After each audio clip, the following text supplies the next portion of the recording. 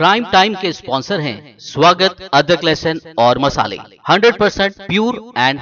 आदाब, मैं Mohammad Amjad Ali. Prime time में आपका खैर मकदम है। नाज़रीन किराम, तेलंगाना का बजट पेश किया जा चुका है। फाइनेंस मिनिस्टर हरीश राव साहब ने बजट पेश किया, जिसका टोटल आउटले है 2.3 लाख करोड़ एक्सपेंडिचर और 1.69 लाख करोड़ रेवेन्यू इन्होंने बताया है, और समवेयर अराउंड 45,000 करोड़ शॉर्टफॉल है। तो इस ताल्लुक़ से हम गुफ्तगू करेंगे कि ये बजट जो तेलंगाना असेंबली में पेश किया गया है ये कैसा है और किसकी उम्मीदों पे कैसा उतरेगा। ख़ास तौर पे आज हमने दावत दी है इंडस्ट्री एक्सपर्ट को, जनाब अनिल रेड्डी वेनम साहब, जो कि साबिक़ा फैप्सी के प्रेसिडेंट रह चुके हैं और अब मौजूदा all India plastic manufacturers association के साउथ इंडिया के वाइस प्रेसिडेंट हैं। अनिल रेड्डी साहब, आपका बीबीएन चैनल पर खैर मकदम है। सर, आपने बजट का मुशाहिदा किया है, आपने बगौर उसका मुतालिया किया है कि आप कैसे देखते हैं ये टोटल आउटले और जो शॉर्टफॉल है, और फिर इसके अलावा इंडस्ट्री को इसका क्या इम्पैक्ट होगा? आप देखेंगे कौन सा भी बजट, मतलब या स्टेट गवर्नमेंट हो दो या सेंट्रल गवर्नमेंट हो दो, उनको कभी भी गवर्नमेंट पॉलिसीज, गवर्नमेंट का जो रिक्वायरमेंट रहता वो उसके हिसाब से उनका चलते रहता। और अभी अपना जो तेलंगाना गवर्नमेंट का जो बजट आज की तारीख में जो 2 लाख 30 करोड़ का जो हुआ, सबसे बड़ी रकम है ये। आप देखेंगे तो मेरे ख्याल से, जहां तक याद है मेरे को, 2006-2007 के आसपास में जब आंध्र प्रदेश का composite state of Andhra Pradesh था, उस टाइम पे राजशेखर रेड्डी साहब इतनी बड़ी रकम का बजट निकाले थे उस टाइम पे। और उसके बाद में खाली तेलंगाना के लिए इतना बड़ी रकम जो बजट का है, तो बहुत ही ज्यादा रकम है ये।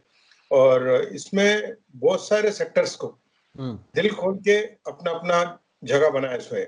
यानी जो रिक्वायरमेंट हकीकत में रिक्वायरमेंट है, नहीं बोल के नहीं बोलता, हकीकत में हर एक डिपार्टमेंट, इंडस्ट्री समझो, इरिगेशन समझो, हेल्थ समझो, एजुकेशन समझो, हर एक डिपार्टमेंट के रिक्वायरमेंट जो है ना, दिल खोल के भरपूर अलॉटमेंट का हिसाब से अपना करें इसमें। ठीक है। और बस इतना ये देखना है इसमें जितना भी बजट का जो वो है और इनकमिंग और आउटगोइंग के बीच में जो 45,000 करोड़ का जो शॉर्टफॉल है वो कैसा मैच करते हैं वो देखना पड़ेगा। नॉर्मली क्या है, जो भी प्रोजेक्ट रिपोर्ट बनाते, जो भी रहता, बैंक को प्रेजेंट करते समय या किसी को प्रेजेंट करते समय में बैलेंसिंग करने की कोशिश करते हैं, बाकी का आप कहाँ से लेके आते हैं और कैसा इसको आपका पेमेंट को बैलेंसिंग करने के चक्कर रहते हैं। एक तरीके से क्या है, किसी से लोन लेने के हिसाब से भी ये वाला काम आएगा, क्योंकि जो हिसाब से अलोकेशन जो किया हर एक डिपार्टमेंट को, इसके हिसाब से लोन भी आपको बहुत ज्यादा मांगने का मौका मिलेगा। और दूसरा क्या है, जो शॉर्टफॉल है, किस तरीके से शॉर्टफॉल को पूरा करेंगे, ये तो अपने बजट में और अपना टिप्पणी में तो लोग बोले नहीं, मगर हमारा तजुर्बा के हिसाब से हम लोग सोचते हैं कि पिछले 6 साल में कुछ एरियाज में आज तक टैक्सेस नहीं बढ़ा, तो मेरे ख्याल से उसमें कुछ हम लोग उम्मीद करते हैं। ये तो मेरा पर्सनल व्यू है कि इसमें शायद पिछले चंद दिनों से बात चलती जा रही, ये वाला एरिया में टैक्सेस इंक्रीज होगा, ताकि वो कवर होने के हिसाब से, उनका जो रिक्वायरमेंट कवर होने के हिसाब से। सर, आपने बताया कि ये शॉर्टफॉल है, ये लोन लेने के काम आएगा।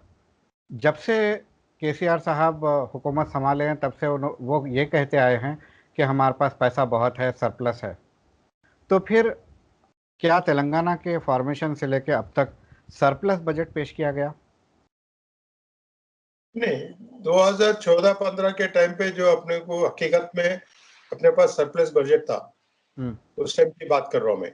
ठीक है। उसके बाद में 2015-16 से देखेंगे आप, सबसे बड़ा प्रोजेक्ट जो कालेश्वरम प्रोजेक्ट था, करीब 70,000 करोड़ का जो उसका रिक्वायरमेंट था।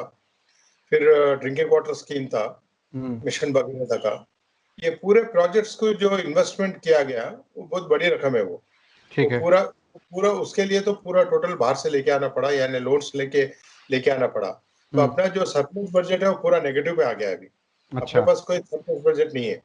आज का इसमें भी देखेंगे तो आपको डेफिसिट ही दिखेगा, क्योंकि 2,30,000 करोड़ का एक्सपेंडिचर बता रहे हैं और अपने को रिसीवेबल्स में 1,60,000 करीब करोड़ का रिसीवेबल्स दिखा रहे हैं, करीब करीब 40-45 हजार करोड़ का तो शॉर्टफॉल है। तो ये पूरा जो है ना, मेरी ख्याल से आगे आगे और 2-3 साल तक भी मैं तो नहीं देखता हूँ कि अपने को क्या बोलते शॉर्टफॉल रहेगा। नेक्स्ट और 2-3 साल के बजट में भी शॉर्टफॉल रहेगा, डेफिसिट बताएगा। क्योंकि अभी देखिए, अभी इस साल तो हो गया 2021-22 का, और अगले साल का बजट जो रहेगा करीब करीब इलेक्शन के करीब आएंगे अपन। 22-23 के आसपास में जब देखेंगे तो इलेक्शन के करीब आएंगे आप। जहां तक मेरे को मालूम है 23-24 के बजट के टाइम पे इलेक्शन होंगे, पर जो क्या बोलते एमपी इलेक्शंस और एमएलए इलेक्शन साथ मिलके करने के जो डिस्कशन चलते जा रहा, तो उसके हिसाब से शायद 4 दिन पहले होगा या 4 दिन लेट होगा, उसका नहीं मालूम। पर ओवरऑल देखेंगे तो अगले साल थोड़ा बहुत इलेक्शन का बजट के हिसाब से रहेगा, तो डेफिनेटली सूप्स देने के हिसाब से और ज्यादा रिक्वायरमेंट रहेगा, तो अगले साल भी आपको ये डिफिशिएंट दिखाई देगा। तो क्या ये आवाम के साथ धोखा नहीं है? जब भी इलेक्शन आता है बहुत अच्छी अच्छी बातें पेश की जाती है, और फिर जब इलेक्शन जैसे गुजर जाता है सारे परेशानियां सुनाई जाती हैं, और फिर डेफिसिट बजट पेश किया जाता है, बाहर से लोन लिए जाते हैं, स्टेट को मकरूज किया जा रहा है। इसके बारे में आप क्या कहेंगे? तब ये देखिए, अभी कौन सा भी गवर्नमेंट आप देखिए पिछले चंद सालों से क्या बोलते हैं डिकेड से देखेंगे आप, कोई भी गवर्नमेंट आए उनका जो इलेक्शन प्रॉमिसेस है उनको फुलफिल करने के चक्कर में रहते हैं लोग, और ताकि इस साल 5 साल आ गया तो अगले 5 साल के लिए आना है, तो इलेक्शन प्रॉमिसेस को फुलफिल करना है। इलेक्शन प्रॉमिसेस को फुलफिल करने का मतलब क्या है? जो फीस देते जा रहे, हम लोग ये नहीं बोलते एज ए सिटीजन जो जरूरतमंद को फीस नहीं देने के लिए नहीं बोलते, मगर हिसाब से देना चाहिए। मतलब अभी आज की तारीख में मेरे नजर में, मेरे इंडिविजुअल के नजर में देखिए आप, मनरेगा का जो हिसाब से 400-500 रुपए पर डे का जो देते हैं आप एग्रीकल्चर लेबर को, वह काम हो रहा नहीं हो रहा उसका बराबर देखते नहीं, और खाली जाके अटेंडेंस मार्क करके आ गया तो भी 400 आपको मिल जा रहा। वो 400 भी हकीकत में वो लेबर को नहीं जा रहा, बीच में मिडिल मैन 2-3 लोग हैं, वो लोग भाट लेके, और मेन लेबर जो जिसका 10 का दो रहा उसको थोड़ा बहुत देते जा रहे, यानी मिसयूज ऑफ फंड ज्यादा होते जा रहा। तो ऐसे चीजों को आप कैसा कटेल कर सकते हैं? कटेल यानी मेरे ये नहीं बोलता कि उनको देना बंद करने के लिए नहीं बोल रहा हूँ, उनको सही सलामत इस्तेमाल करना चाहिए। फेक कैंडिडेट्स नहीं होने चाहिए। हाँ, फेक कैंडिडेट्स नहीं होना चाहिए। अगर से आज की तारीख में एक एक्स लेबर को आप काम पे दिए तो उनको पूरा 8 घंटे का काम ले लो, आप पूरा काम करो, 1 आध घंटा छूट मिल जाने दो, उसका कोई माना नहीं, मगर पूरा काम ले लो। काम ले लेके जो भी काम हो रहा फील्ड पे, मतलब कोई गांव में या कोई शहर में कुछ काम हो रहा, तो उसका पूरा काम ले लेके जब उस पैसे देंगे तो उसका कोई मतलब होता, और इंफ्रास्ट्रक्चर का डेवलपमेंट के हिसाब से थोड़ा अपने को दिखेगा कि ये गवर्नमेंट ये काम कुछ करे सो है और कुछ काम कर रहा बोल के दिखाई देगा। तो बहुत सारे चीजें जो ऐसा वेस्ट होते जा रहे, जो फॉर एग्जांपल और एक चीज है एग्रीकल्चर, अपना फार्मर्स को फ्री पावर की बात हो रही। फ्री पावर हम लोग कभी भी मना नहीं करें, मगर फ्री पावर का क्या सिस्टम है? स्टेट गवर्नमेंट जितना भी फ्री पावर एग्रीकल्चर को देना है देने दो, हम लोग को कोई एतराज नहीं है, मगर आप जितना भी फ्री पावर दे रहे, चाहे 100 रुपए हो दो 1000 रुपए हो दो, वो टोटल पेमेंट आप डिस्कॉम को पेमेंट करिए। ठीक है, टोटल पेमेंट आप डिस्कॉम को करिए, ताकि डिस्कॉम ये शॉर्टफॉल को क्रॉस सब्सिडी के रूप में इंडस्ट्री को और कमर्शियल एक्टिविटी में नहीं डाले सो ऐसा। अब इंडस्ट्री को आप इतना हैम्पर करते जा रहे हैं हर एक जगह, यानी हर एक जगह से इलेक्ट्रिसिटी के अंदर होने दो, टैक्सेस के अंदर होने दो, आप कौन सा भी आइटम ले लीजिए, हर एक में क्रॉस सब्सिडी। अब कितने लोग टैक्स पे करते रहेंगे? लोग भी इतना परेशान हो जाएंगे, टैक्स पे करने के बजाय नंबर 2 का धंधा करने के लिए आसान रहेगा बोल के सोचते। मगर शुक्रगुजार है हम लोग भी, जो रिसेंट पास्ट में जो नया चेंजेस आया, जैसा जीएसटी आया, बहुत सारे लोग जो नंबर 2 धंधा काम करते थे, बहुत सारे लोग चेंज होके सीधे रास्ते में पटरी में आने लगे, और मेरे ख्याल से ये आने के लिए और थोड़ा समय लगेगा, मगर हर एक चीज को लूप होल को कट करते हुए आगे जाना चाहिए। ओके, आपने क्रॉस सब्सिडी की बात की है, ज़रा हमारे नाज़रीन की सहूलियत के लिए क्रॉस सब्सिडी के बारे में थोड़ा बताइए। क्रॉस सब्सिडी ऐसे रहता है साहब, आज की तारीख में देखिए, फॉर एग्जांपल इलेक्ट्रिसिटी का पावर का ले लीजिए। हम्म, एवरी ईयर दिसंबर, नवंबर दिसंबर के अंदर में एआरआर, एनुअल जो रिटर्न्स देना पड़ता है ईआरसी को, हम्म, ताकि मेरा इनकमिंग इतना है, इतना पावर है और इतना शॉर्टफॉल पावर है, इसको हम्म, परचेस करने के लिए इतना चाहिए, इसके हिसाब से मेरा मीट होता। और इसमें जो शॉर्टफॉल है, कंज्यूमर को इतना इंक्रीज करेंगे हम लोग, इसके हिसाब से हम बैलेंस करेंगे बोल के ईआरसी को अपना एआरआर देते हैं डिस्कॉम वाले।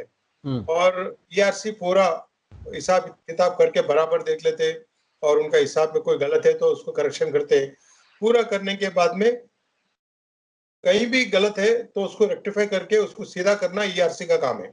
जी, पर अनफॉर्चुनेटली ईआरसी भी आजकल जो भी डिस्कॉम जो देते जा रहा है उसको मानना शुरू कर दिए। यानी फर्ज करो आज की तारीख में अपने पास सरप्लस फ्लावर है बोल के बोलते, सरप्लस फ्लावर अपने पास नहीं है, अपन खरीद रहे आज की तारीख में। अच्छा, लॉन्ग टर्म परचेजेस का आपको 2-3 रुपए में मिलता, हम्म, लॉन्ग टर्म परचेज, हम्म, मगर शॉर्ट फॉर्म परचेस करते जा रहे। मतलब यानी आज के महीने के मार्च के महीने के हिसाब से 1 मार्च को खरीदते थे 6 रुपए 7 रुपए के हिसाब से, और इतना 6-7 रुपए से खरीदते आप, और एग्रीकल्चर को जो देते फ्री पावर देते आप, हम्म, 6 रुपए कौन देना? हम्म, गवर्नमेंट देना। और गवर्नमेंट 6 रुपए नहीं देती, उसमें काले 1-2 रुपए देती गवर्नमेंट, हम्म, बाकी का 4 रुपए जो शॉर्टफॉल रहता हम्म, वो एक है। और जो रेगुलर इलेक्ट्रिसिटी बिल में 1 to 100 यूनिट्स वाले के लिए 50 पैसे या 100 रुपया कुछ लेते, हम्म, पर एक्चुअल कॉस्ट तो 2 रुपए के ऊपर रहता, उसमें भी थोड़ा शॉर्टफॉल रहता। ये ओके, पूरा जो जो शॉर्टफॉल है, करीब करीब 20 to 25%, 30% का शॉर्टफॉल रहता रेवेन्यू में। हम्म, ये पूरा क्या करते हैं, क्रॉस सब्सिडी के रूप में इंडस्ट्री के ऊपर, कमर्शियल एक्टिविटीज को हम लोगों को 6 रुपए डालने के बजाय 7 रुपए 8 रुपए करते रहते, या पर यूनिट जो ज्यादा तरह के एचडी कंज्यूमर को, ये लोग को ज्यादा इफेक्ट होते रहता। अच्छा, क्रॉस सब्सिडी पर यूनिट 1 रुपए देना पड़ता। मतलब एक जमाने में खाली 10 पैसा 20 पैसा देना पड़ता था, आज की तारीख में 1 रुपया 2 रुपए भी देना पड़ रहा। ओके, तो आपका बोलने का मतलब यह है कि इलेक्ट्रिसिटी में सब्सिडी किसी और को दी जा रही है और उसका बोझ इंडस्ट्री पर डाला जा रहा है, बराबर। क्या इसे आप कहेंगे क्रॉस सब्सिडी? इसको इसको क्रॉस सब्सिडी कहते हैं इसको। ठीक है, ठीक है, और हम लोग भी क्रॉस सब्सिडी देने के लिए तैयार है, ये नहीं बोलते कि हम लोग क्रॉस सब्सिडी नहीं करेंगे, क्योंकि गवर्नमेंट को सपोर्ट करने के हिसाब से और आम आदमी को सपोर्ट करने के हिसाब से हम सपोर्ट करेंगे, मगर वो सपोर्ट करने का एक सिस्टम रहता। आप 20-25% का लेवल को लेके आएंगे, ये एक तरीका नहीं है। 3 से 5% आसपास में आप लेके आएंगे तो हम लोग मैनेज कर पाएंगे। आप अपना टैरिफ है अभी, एवरी ईयर आप 3 to 5% आप इंक्रीज भी करेंगे ना टैरिफ, तकलीफ नहीं होता। एक ही बार में आप 25% इंक्रीज करेंगे, तकलीफ हो जाता। मतलब इतना बड़ा जंप अगर से लेंगे आप इमीडिएटली इंक्रीज करने के लिए, कस्टमर्स को किसी को भी उसका इफेक्ट नहीं आता। आम आदमी को तो मालूम नहीं पड़ेगा उनको किस पे जाए। फॉर एग्जांपल आप देखिए आज की तारीख में, मैं जस्ट एग्जांपल दे रहा हूँ, सोप। कोविड के टाइम पे सोप, 100 ग्राम्स का सोप, ब्रांडेड सोप आपको 20 और 25 रुपए में मिलता था, आज की तारीख में 40 रुपए में मिल रहा। आम आदमी इसके ऊपर कोई ध्यान देते क्या? कोई भी नहीं देते। बस अपना सोप, अपना चॉइस ब्रांड मिल गया, वो ले लेके आ गए। अगर से उनके पास उतना पैसा नहीं है तो और दूसरा ब्रांड ले लेते जो अपने पॉकेट के हिसाब से। राइट। तो ये वो लोग को कंज्यूमर का जो रिक्वायरमेंट है, मतलब ये वाला आइटम्स के ऊपर उनको बढ़ोतरी मिल जाती, मगर इंडस्ट्री को और कमर्शियल एक्टिविटीज में लोगों के लिए इतना इंक्रीज करने के लिए कस्टमर के आगे से रेजिस्टेंस ज्यादा होता, तो ये नहीं मिल जाएगा, तकलीफ हो जाता। ओके, तो इसका सोल्यूशन जैसा कि आपने बताया, 2 रुपये में खरीदा जा सकता पावर, मगर खरीदा जा रहा है 6-7 रुपये में, तो ये दुरुस्त होने की जरूरत है मैकेनिज्म। कहाँ से होगा सब? देखो, आप देखिए, आप अपना जब घर चलाते समय में पूरा बजट कर लेके करते, आप सोचते अगले महीने में घर में कुछ छोटा सा फंक्शन है तो उसके लिए 4 रुपए जमा करने की कोशिश करते हैं आप। तो आपका रिक्वायरमेंट क्या है, एवरी मंथ क्या रिक्वायरमेंट है, वो आपको मालूम है डिपार्टमेंट को, डिस्कॉम। उसके हिसाब से आप अगर से अप्रैल, अभी जैसे समर आ रहा, समर में रिक्वायरमेंट है, कितना रिक्वायरमेंट है, पिछले साल में इतना रिक्वायरमेंट है, इस बार थोड़ा बढ़ेगा 5-10%, उसके हिसाब से आप अप्रैल का आज की तारीख में कोट कर लो ना, आपको 3-4 रुपए में मिल जाएगा। आज की तारीख में थोड़ा रेट ज्यादा है, 2 रुपए नहीं है, थोड़ा इंक्रीज हो गया, 3 साढ़े 3 के ऊपर चला गया। ओके और जब रेनी सीजन और विंटर सीजन में आपको तो 2 रुपए 35 पैसे में आसपास में मिल जाता। तो आज जैसा अगले महीने अप्रैल के महीने के लिए आप देंगे 3.5 रुपए मिल जाएगा, मगर नहीं करते, अप्रैल के फर्स्ट को टारगेट करते। तो ये करेक्ट प्रोसीजर नहीं है और ईआरसी इसके ऊपर ध्यान देना चाहिए। ईआरसी वगैरह ध्यान नहीं दे रहा है, बंद कर दिया। तो मतलब इलेक्ट्रिसिटी रेगुलेटरी कमीशन को इस पर तवज्जो देने की जरूरत है ताकि इंडस्ट्री को कम पैसों में पावर मिले। बराबर। ठीक है, ठीक है। इसके अलावा इंडस्ट्री के लिए जो बजट मख्तस किया गया है उस बारे में आप थोड़ा रोशनी डालिए। देखिए, अभी 2014-15 के टाइम पे बहुत सारा जितना भी इंसेंटिव बाकी था तेलंगाना गवर्नमेंट आने के बाद में, अपना हिस्सा जो गवर्नमेंट का बाइफरकेट होने के बाद में तेलंगाना एंटरप्रेन्योर्स को जो इंसेंटिव पेंडिंग था 2014-15 के आसपास में करीब 600 करोड़ का एक ही स्ट्रोक में रिलीज किए थे तेलंगाना गवर्नमेंट। ओके। और पूरा कंप्लीट हो गया, पुराना हिस्सा पूरा, और रह गया 14-15 का स्टार्ट हुआ साल। और 14-15 का एवरी ईयर थोड़ा थोड़ा बहुत देते जाएंगे तो आज की तारीख में आपको नहीं दिखेगा, पर आज की तारीख में देखेंगे आप 2014-15 का भी इंसेंटिव जैसा वैट का रियम्बर्समेंट है, इलेक्ट्रिसिटी का पावर रियम्बर्समेंट है, तो बहुत सारी चीजें जो रियम्बर्समेंट करने का चीज है अभी पेंडिंग है। ये पूरा मिला के करीब करीब 2600 करोड़ का पेंडिंग है। और पिछले साल भी जब 1500 करोड़ का जो बजट अलोकेशन किया गया, पर उसमें से सिर्फ 500 करोड़ करीब रिलीज हुआ, यानी अब देखेंगे इतना शॉर्टफॉल है। तो इस साल भी अगर से देखेंगे आप 2600 करोड़ का जो बजट अपना रिक्वायरमेंट है इंडस्ट्री के लिए, इंसेंटिव्स के लिए 2500 अलोकेट किए सोए। हम लोग खुश है कि 2500 अलोकेट किए। कम से कम ये टोटल अमाउंट नेक्स्ट मार्च तक अलोकेशन अगर से बराबर हो गया 2500 के 2500 बराबर हो गया तो मेरे ख्याल से 1920 तक का पूरा क्लियर हो जाएगा और इंडस्ट्री वाले बहुत खुश हो जाएंगे। क्योंकि आप देखिए 2014-15 में आप जो इंसेंटिव आप देने वाले, जो रियम्बर्समेंट आपको आने का है 6-7 साल हो गया, यही अमाउंट अगर से पहले अगर से मिलता था, आप मिनिमम इंटरेस्ट बैंक इंटरेस्ट से भी देखेंगे तो भी आपको 100 रुपए का कम से कम 150 रुपए तो हो जाता था 6 साल में। ठीक है। तो इसके हिसाब से मैं हम लोग का जो रिक्वेस्ट है, कभी भी गवर्नमेंट को हम लोग बोलते रहते कि इंसेंटिव रिलीज करने के लिए बोलते रहते। इस बीच में जो चैम्बर में और इधर इधर में जितने बार भी इंडस्ट्रीज मिनिस्टर साहब से बात होती, उन्हें तो बोले थोड़ा वेट करो, आपको पूरा पैसा मिल जाएगा बोले। और इस बार टोटल 2500 करोड़ का अलोकेट किए सोए। Definitely it's a good move, there is no doubt about it. ठीक है। 2500 मतलब हम लोग के हिसाब से 2500 अगर से पूरा देंगे तो 1920 तक क्लियर हो जाएगा और I think it will be a very great help to the industry. मगर जैसे कि देखने में आया है कि अब तक जितना प्रॉमिस किया गया था उतना रीइंबर्समेंट नहीं हुआ है इंसेंटिव का।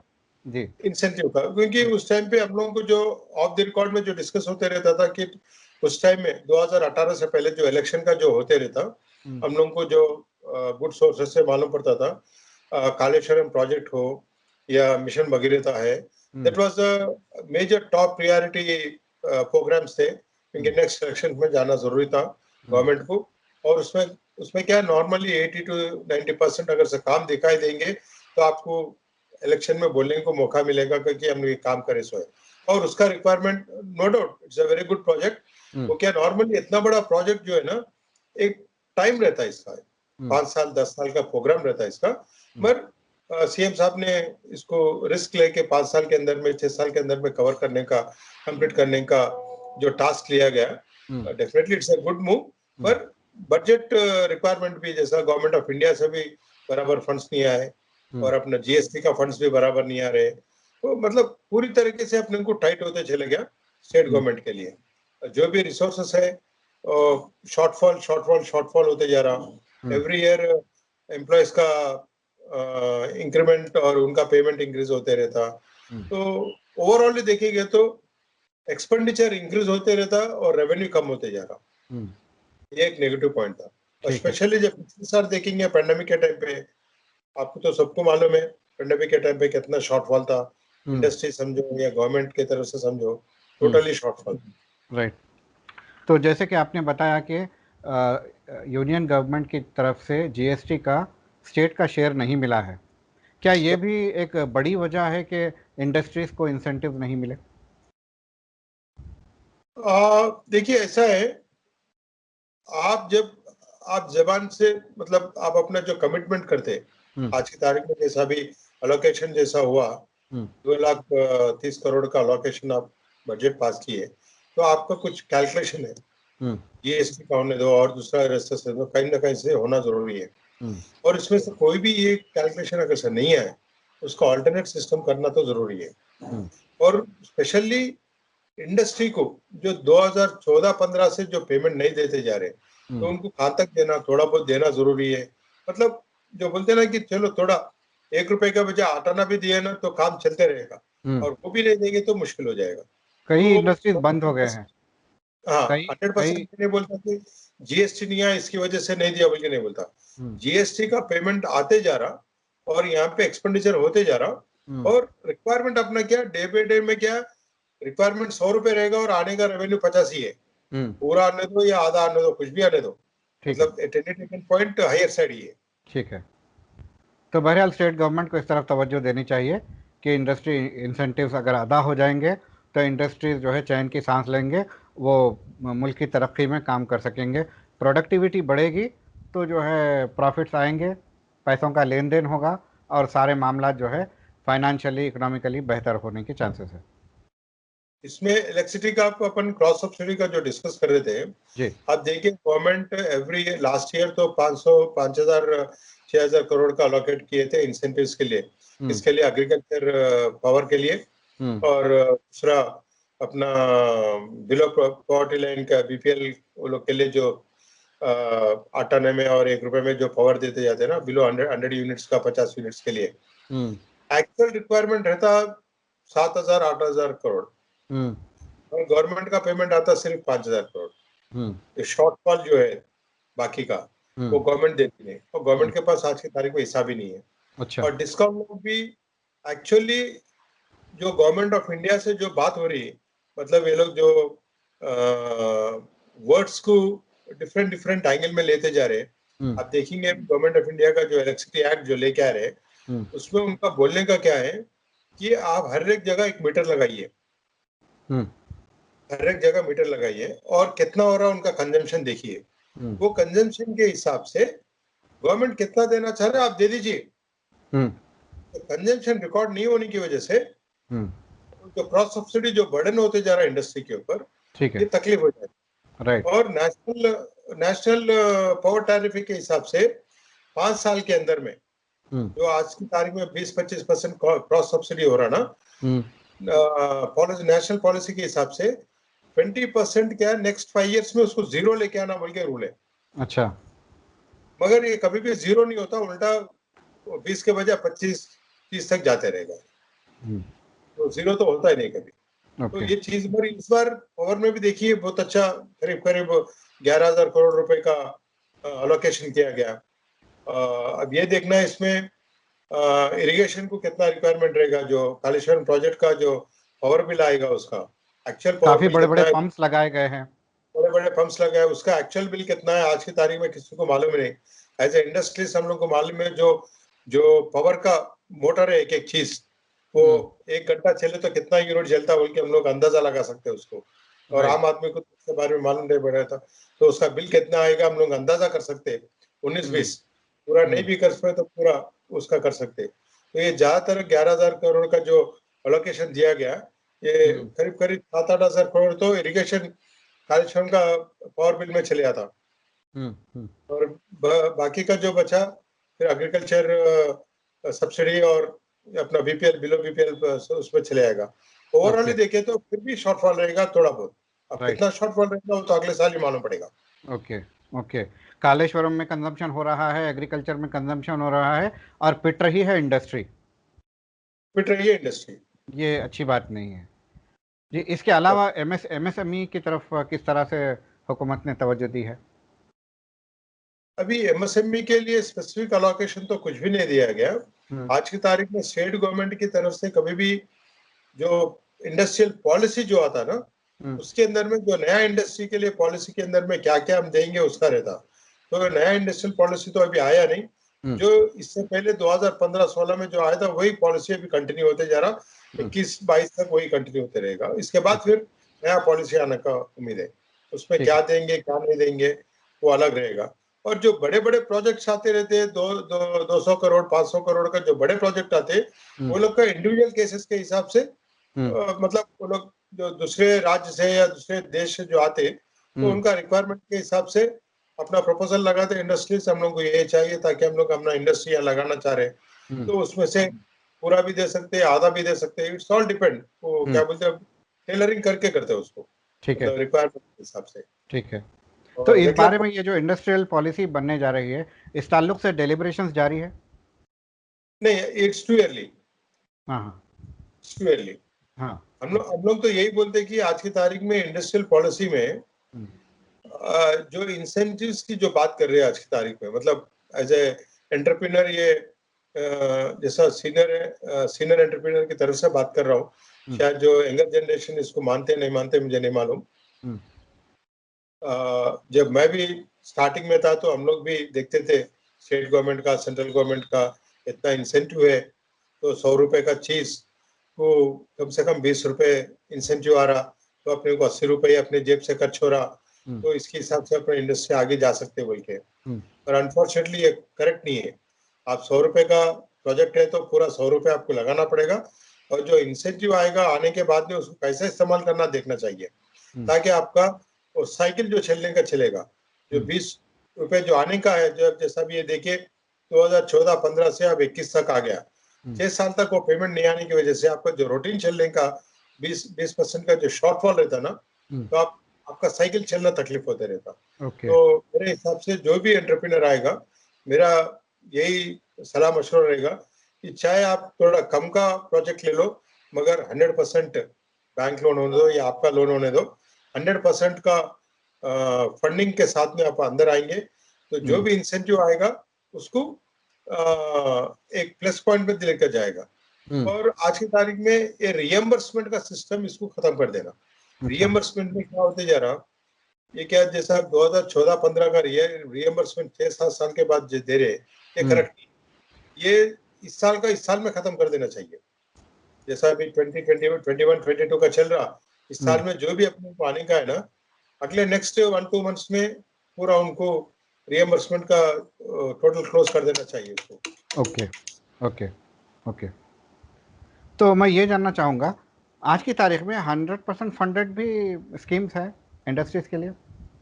नहीं, कोई भी ऐसा स्कीम नहीं 100% फंडेड की है।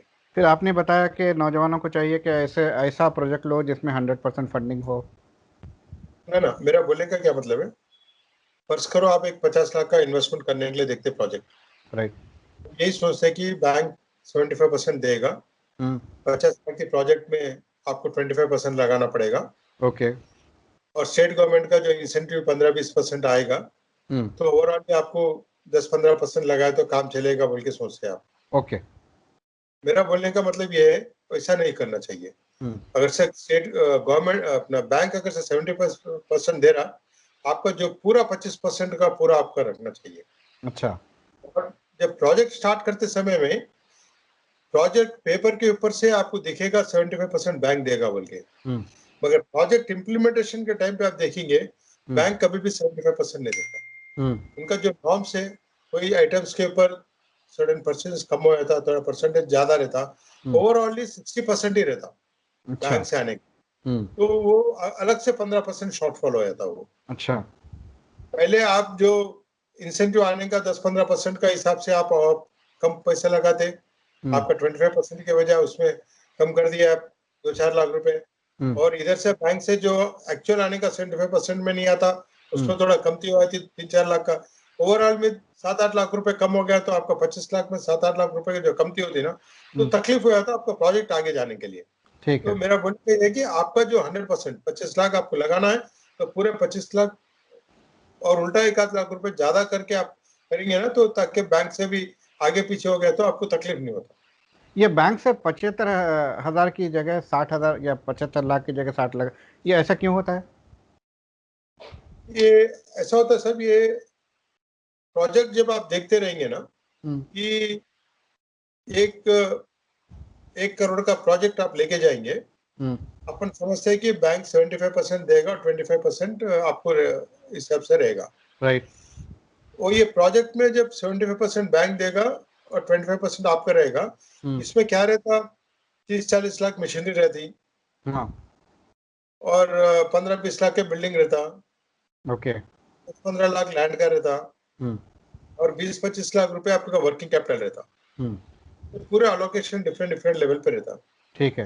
अब जब मशीनरी लेते हैं, मशीनरी के टाइम पे 100% मशीनरी पे कभी कभी कुछ आइटम्स में 100% नहीं मिलता, शॉर्टफॉल हो जाता उसमें। अच्छा। तो आज की तारीख में मशीनरी वैल्यू 40 लाख बोल के आप दिखाते हैं, जब मशीनरी आने का उनका जो आइटम वाइज देखते जाएंगे, थोड़े आइटम्स के ऊपर आपको शॉर्टफॉल रहेगा उसमें। अच्छा, ये नॉर्म्स के हिसाब से मतलब जितनी प्रोजेक्ट में दिखाई गई उससे कम में मशीन मिल जाती है ना, मशीन कम में नहीं मिलती, मशीन तो पूरा 40 लाख की रहेगा। अगर अलोकेशन फंड्स जैसा फर्ज करो, कुछ आइटम ऐसे रहते हैं कि जनरेटर है फॉर एग्जांपल, जनरेटर पे थोड़ा कम परसेंटेज मिलता, मतलब थोड़ा कम देते वो लोग बैंक वाले लोन। अच्छा। तो ऐसा ओवरऑल देखेंगे तो कम हो जाएगा। और वर्किंग कैपिटल लिमिट जो आपका 25 लाख का वर्किंग कैपिटल लिमिट बोलते हैं, उसमें क्या होता है, रॉ मटेरियल के लिए 75% ही देते, और आपका रिसीवेबल्स के ऊपर 60% देते। अच्छा। आप देखेंगे 25 लाख का, मगर जो अलोकेशन जो करने के बाद में आपको आपका जो रिक्वायरमेंट रहेगा उसमें शॉर्टफॉल रहेगा। ठीक है। सो ओवरऑली जो आप जब पूरा सामने बैठ के देखेंगे, एक एक पाई का हिसाब करने लगेंगे, तो जो 75% अपने को बैंक से आने का है, तो टोटल 75% नहीं आएगा, करीब करीब 60-65% बढ़ के नहीं आएगा। ठीक है, तो उस हिसाब से जो 25% लगाना है वो बिजनेसमैन को लगाना है पूरे, टोटल लगाना पड़ेगा, ताकि बिजनेस रन करने में प्रॉब्लम ना हो। प्रॉब्लम नहीं है, क्योंकि बैंक से कभी कभी थोड़ा लेट हो जाते रहता, ठीक। फाइनेंस रिलीज होने में थोड़ा लेट होते रहता, ओके। तो इस प्रॉब्लम से के लिए शायद थोड़ा छोटा प्रोजेक्ट ले लो, मगर बेटर रहेगा वो। ठीक है। अब आखिरी में मैं ये सवाल करना चाहूँगा कि जब यूनियन बजट आया था तब हमने पेट्रोल के बढ़ते हुए दामों की बात की थी, तब हमारा फोकस था यूनियन गवर्नमेंट। अब स्टेट गवर्नमेंट का बजट आया है, अब मैं ये स्टेट के एंगल से बात करना चाहूँगा कि जब पेट्रोल का हम प्राइस देखते हैं तो एक्साइज ड्यूटी वगैरह इतने बढ़े हुए हैं कि तकरीबन 16% जो है यूनियन गवर्नमेंट लेती है। जहाँ यूनियन गवर्नमेंट 60% लेती है वहाँ स्टेट गवर्नमेंट 32% ले रही है। तो it's almost double the tax compare to union government. ये इतना बड़ा हुआ स्टेट गवर्नमेंट का टैक्स क्यों है पेट्रोलियम प्रोडक्ट्स पे, और क्या इस पे कंट्रोल किया जा सकता है? सब इसके लिए एक ही दवा है, पूरे आइटम्स पे, इलेक्ट्रिसिटी, पेट्रोलियम प्रोडक्ट्स और लिकर, पूरे पे जीएसटी आप लेके आएंगे, ये पूरा बराबर रहेगा। ये फॉर एग्जांपल डीजल है, पेट्रोलियम प्रोडक्ट, जो ट्रांसपोर्ट कंपनी वाले डीजल से ही काम चलता है सबसे ज्यादा उनका, क्योंकि अपना गाड़ी चलना मतलब डीजल होना। बिल्कुल। अगर से आप जीएसटी में लेके आएंगे, उनको जीएसटी का रियम्बर्समेंट मिल जाता, आप जो भी टैक्स पे करें, राइट। मॉडरेट के तरफ से समझो। यहाँ पे जो स्टेट गवर्नमेंट को टैक्स दे रहे हैं, इसको इसमें नहीं मिलता, ये नेगेटिव इसमें है। और इलेक्ट्रिसिटी का भी जो आपका पावर जो कंज्यूम कर रहे हैं आप, उसके ऊपर भी इलेक्ट्रिसिटी ड्यूटी है जी। और वो भी जीएसटी में अगर से आप लेके आएंगे, तो इंडस्ट्री वाले, कमर्शियल वाले जो भी है, वो लोग अपना रिफंड ले सकते हो लोग, ताकि आपको कमोडिटी का सस्ता होने का गुंजाइश है। तो ये पूरा चीज जीएसटी में लेके आना बोल के 2017 से इंडस्ट्री और क्या बोलते हैं ट्रेड का रिक्वेस्ट था, मगर स्टेट गवर्नमेंट का रिक्वायरमेंट्स क्या है, उनको बजट ज्यादा चाहिए और सेंट्रल गवर्नमेंट से जो बराबर अलोकेशन नहीं आते, सेंट्रल गवर्नमेंट से फंडिंग बराबर नहीं आता, तो इनके पास क्या ये एक ही चीज मैकेनिज्म है, कल चाहे तो कल एक जीवो निकाल के 37% का 40% कर सकते हैं। दारू के ऊपर अगर से 35% ले रहे तो 40% लगा दिए तो कोई पूछने वाला नहीं रहता, तो अपने अपने हाथ पे रहता हो पूरा। वही जीएसटी में है तो उतना आसान नहीं रहेगा, क्योंकि टोटली एक सिस्टम से चलने का वो है वो। ठीक है, तो ये पेट्रोलियम प्रोडक्ट्स को जीएसटी में लाना किसकी जिम्मेदारी है? ये देखो, जब तक ये तो जिम्मेदारी जो है गवर्नमेंट ऑफ इंडिया का है, ठीक है। मगर जब तक मियाँ बीबी राजी नहीं है, करेगा काजे क्या? मतलब अगर स्टेट गवर्नमेंट राजी नहीं है तो सेंट्रल गवर्नमेंट ये नहीं करेगी, नहीं कर सकती। और स्टेट गवर्नमेंट क्यों नहीं चाहेगी? क्योंकि उन्हें जब चाहे टैक्सेस बढ़ाना है। बढ़ाना है, और जो हिसाब से अभी मिल रहा, कितने मिले कह सकते हैं? आज की तारीख में टैक्सेस का क्या रेट है? 28% मैक्सिमम है। ओके। और अपना अपना पेट्रोल के ऊपर आप बोल रहे थे ना, कितना है? 36% के ऊपर है जी। तो कितना? 12% का अलग हो गया। ये डिफरेंस और कम हो सकता। अभी आते आते दिनों में 28 का भी और कम करने को सोच रहे। तो ये जो कम होने का गुंजाइश है, तो रिक्वायरमेंट क्या रहता? आम आदमी को फैसिलिटेट होने का गुंजाइश अच्छा रहता। ठीक है, ठीक है। जैसे अभी आज की तारीख में डीजल बढ़ोतरी, टैक्सेस बढ़ोतरी की वजह से जो ट्रांसपोर्टेशन का एक्सपेंसिव, पहले एक ट्रक का आपको एक जगह से एक जगह 10,000 में मिलने का ट्रक आज 20,000 ले रहे हैं। आज पिछले 3-4 महीने से मैं देख रहा हूँ एकदम डबल हो गया। ठीक है। तो डीजल तो उतना डबल नहीं हुआ, डीजल का रेट, मगर उनका दूसरा जो रिक्वायरमेंट्स है, लेबर रिक्वायरमेंट समझो, लेबर इंक्रीज हुआ, हर एक चीज इंक्लूड होके बस मौका मिला तो इस्तेमाल कर लिया उसको। तो इसलिए स्टेट गवर्नमेंट लोग कोई भी राजी नहीं है। जब तक स्टेट गवर्नमेंट लोग राजी नहीं रहेंगे ये काम नहीं हो सकता। ठीक है। अनिल रेड्डी साहब, हमसे बात करने का बेहद शुक्रिया।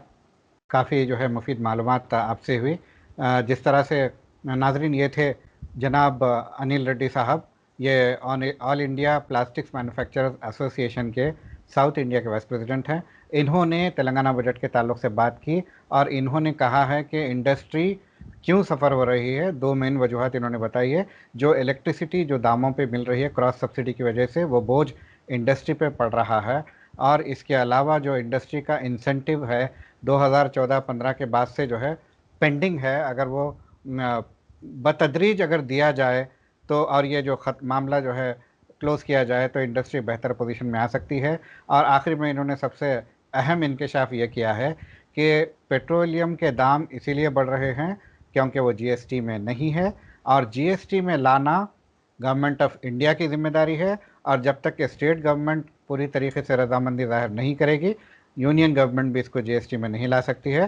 तो ओवरऑल हमें ये पता चला है कि पेट्रोलियम प्रोडक्ट्स को जीएसटी में ना लाने और पेट्रोल की बढ़ती हुई कीमत के ज़िम्मेदार यूनियन गवर्नमेंट और स्टेट गवर्नमेंट दोनों है।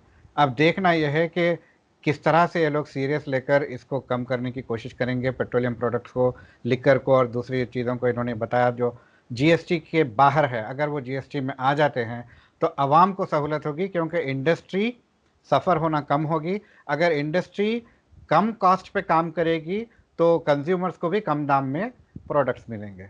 तो ओवरऑल जो है, जो इन्फ्लेशन बढ़ रहा है, कीमतें बढ़ रही है, ये जीएसटी में जो लाना है पेट्रोलियम प्रोडक्ट्स को, इस तरफ तवज्जो देना बहुत ज़रूरी है। अब देखना यह है कि आगे क्या क्या होता है।